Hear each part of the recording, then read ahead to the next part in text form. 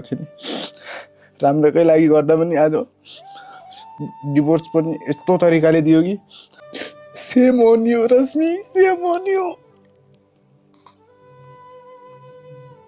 श्रीमतीको अस्वीकार र सम्पत्ति मागपछि श्रीमान भावुक, वैवाहिक सम्बन्धमा गम्भीर विवाद।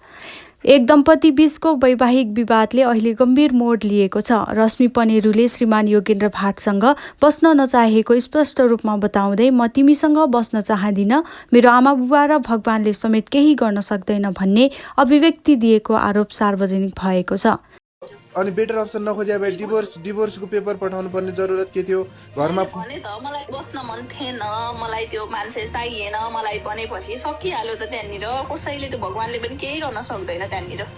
सक्दैन भनेपछि भयो, सकियो त्यहाँनिर। अनि बस्दैन मम्बा हो चाहे भगवान होस् कोही पनि हो। उनले विवाहको सम्बन्धलाई पनि महत्त्व नदिएको र मैले बिहे गरेँ भने पनि त्यसको केही मतलब छैन, कसैलाई असर पर्दैन भन्दै अस्वीकार गरेको बताएको छ।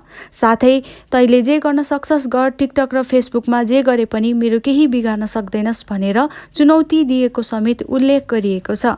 खोज्दा खोजे टिकटकमा खोजे आकाश गएर पतालको खोजेर अन्डरग्राउन्ड कहाँ जानुपर्ने हिम्मत छ भनेपछि आए पनि हुन्छ। पनि के बिग्रिरहेको छ, को छ मैले बिहे गरेको छु भनेपछि पनि कसलाई के असर पर्दैछ। यता पछिल्लो समय रश्मि पनेरूले डिभोर्ससँगै सम्पत्तिको आधा हिस्सा आफ्नो नाममा गरिदिनुपर्ने माग अघि सारेको बताएको छ।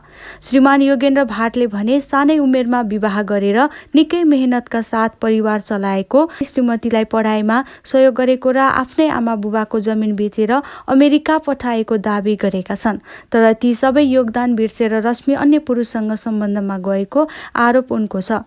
यस घटनापछि मानसिक रूपमा विक्षिप्त बनेका योगेन्द्र भाट अहिले भावुक अवस्थामा रहेको बताएको छ।